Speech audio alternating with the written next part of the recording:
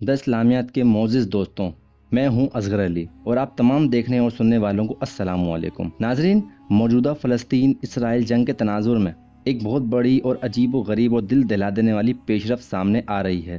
جس نے ہر صاحب ایمان کو شریک پریشانی اور تشویش میں مبتلا کر دیا ہے۔ موجودہ اسرائیل فلسطین جنگ کی حمایت کے لیے اور ان کی مدد کے لیے سوائے ایران کے اور کوئی اسلامی ملک کھڑا نہیں ہوا۔ اس کے ساتھ ساتھ تقریباً تمام کے تمام اسلامی ممالک اس بار کھل کر اسرائیل کی حمایت کرتے نظر آ رہے ہیں۔ اس سب کے پیچھے کیا وجوہات ہیں، یہ جاننے کے لیے اس ویڈیو کو آخر تک ضرور دیکھیے گا۔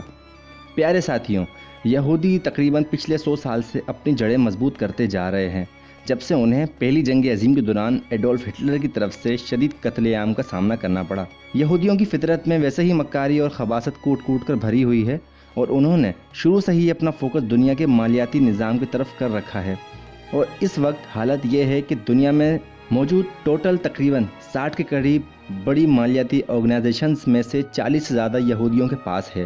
اور دنیا کے ٹاپ 10 مالیاتی کارپوریشن میں سے سب کی سب یہودیوں کے قبضے میں ہے۔ یہاں تک کہ یہودیوں کا اثر رسوخ امریکہ میں اس قدر ہے کہ موجودہ اسرائیل فلسطین جنگ شروع ہونے کے تقریباً 6 گھنٹے بعد اسرائیل کے پاس اپنے فضائی دفاعی نظام یعنی کہ آئرن ڈوم کے انٹرسپٹر میزائل کا سٹاک ختم ہو گیا، تو امریکہ نے چند ہی گھنٹوں کے اندر اسرائیل کو تقریباً 1 لاکھ کے قریب RM ڈوم انٹرچیپٹر میزائل فراہم کر دی۔ آپ اس بات سے اندازہ لگا سکتے ہیں کہ یہودیوں کا امریکہ کے اندر کس قدر اثر و رسوخ ہے۔ ایک طرف امریکی حکومت اسرائیل کی اس طرح سے امداد کر رہی ہے، جبکہ دوسری طرف خود امریکہ کے اندر فلسطینیوں کے حق میں اور اسرائیل کے خلاف بڑے پیمانے پر مظاہرے ہو رہے ہیں۔ ہم یورپی ممالک کی بات نہ بھی کریں تب بھی ہمارا مقصد پورا ہو جائے گا، لیکن یورپی ممالک کی بات انسانیت کے نام پہ ہی صحیح، لیکن کم از کم ان منافقین کو غیرت دلانے کے لیے کی جا رہی ہے، جن کی غیرت دین فروشی کا منجن بیچتے بیچتے سو چکے ہیں۔ دوستوں، صرف امریکہ ہی میں موقف نہیں ہے، بلکہ پوری دنیا کے تقریباً تمام یورپی ممالک میں فلسطینیوں کے حق اور اسرائیل کے خلاف ریلیاں نکل رہی ہیں۔ یہاں تک کہ وہ ممالک جنہوں نے نبی کرم صلی اللہ علیہ وآلہ وسلم کے گستاخانہ خاکے بھی شائع کیے، وہاں پہ بھی فلسطینیوں کے حق میں بڑی بڑی ریلیاں نکل رہی ہیں، اور یہ وہ وہاں پہ بسنے والے مسلمان نہیں نکال رہے، بلکہ عیسائی نکال رہے ہیں، جنہیں اس مسئلے کی نزاکت کا پوری طرح سے احساس ہے، اور وہ اس معاملے میں فلسطین کو ہر طرح سے حق میں سمجھتے ہیں۔ ان ممالک میں ڈنمارک، سویڈن، ناروے اور فرانس سمیت کئی اور ممالک بھی شامل ہیں۔ اس کے علاوہ نیوزی لینڈ، آسٹریلیا بھی ان کے ساتھ ہیں۔ ایسے ہی اور بھی ممالک جن کا نام سننا بھی گوارا نہیں کرتے، وہ ممالک بھی اس معاملے پر کھل کر اسرائیل کی حمایت کرتے نظر آ رہے ہیں، جبکہ دوسری جانب اسلام کے بڑے بڑے ممالک اسرائیل کی کھل کر حمایت کر رہے ہیں۔ اسلامی دنیا میں سب سے بڑی اور طاقتور بیٹری رکھنے والا، یعنی تعداد کے اعتبار سے سب سے زیادہ فوج رکھنے والا مصر ہے، جو اسرائیل اور فلسطین دونوں کا ہمسایہ ہے، اور جس نے اسرائیل کے ساتھ برسوں پہلے ہی کانٹریکٹ ختم کر رکھا ہے۔ فلسطین کے خلاف یا عربوں کے خلاف کسی بھی جنگ کی صورت میں مصر کی آرمی اسرائیل کے ساتھ مل کر لڑے گی، یہاں تک کہ مصر نے تقریباً 2 دہائیوں سے غزہ کا بارڈر اس حد تک تقسیم کر رکھا ہے کہ وہاں پہ اناج کا ایک دانہ بھی غزہ میں نہیں جا سکتا، اور غزہ والوں کی مکمل زندگی اس وقت اسرائیل کے رحم و کرم پر ہے۔ اگر وہ وہاں پر اناج، خوراک، بجلی اور پانی نہ دیں تو غزہ والے شاید چند دن بھی نکال پائیں۔ غزہ کی ایک طرف سمندر ہے اور دوسری طرف اسرائیل، اور اسلامی دنیا کو ان کی کوئی پرواہ نہیں، یہاں تک کہ ایران سمیت کئی ممالک کو دھمکیاں دینے والا آذربائیجان اور البانیہ، یہ دونوں ملک تو سرکاری سطح پر ہی کھل کر اسرائیل کے ساتھ کھڑے ہیں، اور اسرائیل کو یہاں تک مشورہ دے رہے ہیں کہ فلسطینیوں کا نام و نشان دنیا سے ہی مٹا دینا چاہیے۔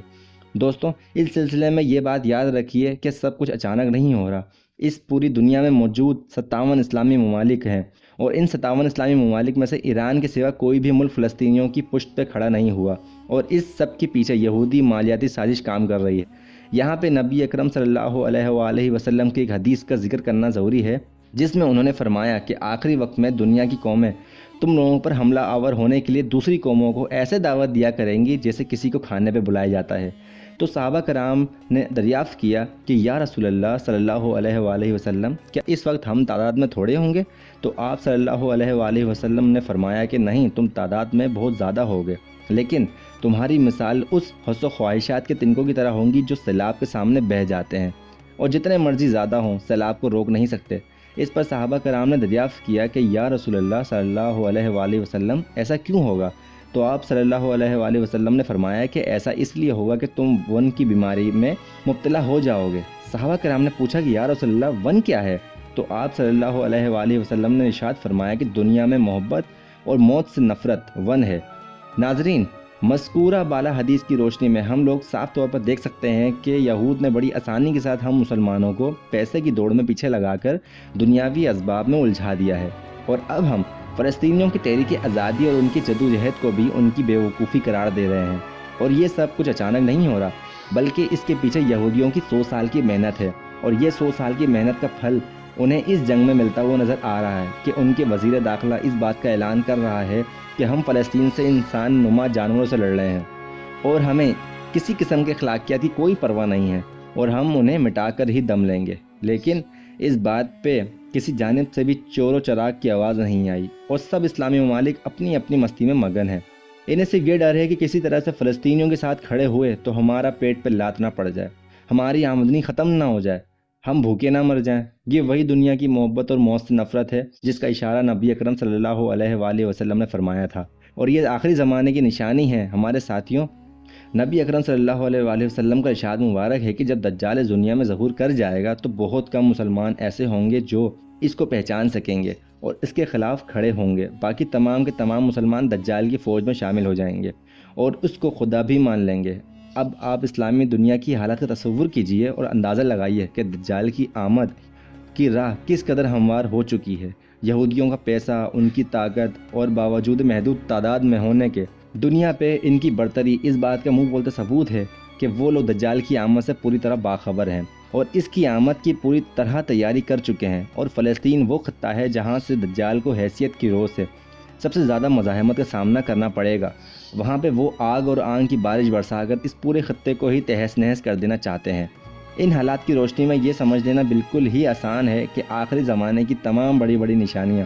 پوری ہو چکی ہیں۔ زلزلوں اور آفات کی کثرت، نہ سمجھ آنے والی بیماریوں کی بھرمار، موت سے نفرت، دنیا سے محبت اور دیگر تمام چیزیں ہم اپنی آنکھوں کے سامنے رونما ہوتے ہوئے دیکھ رہے ہیں۔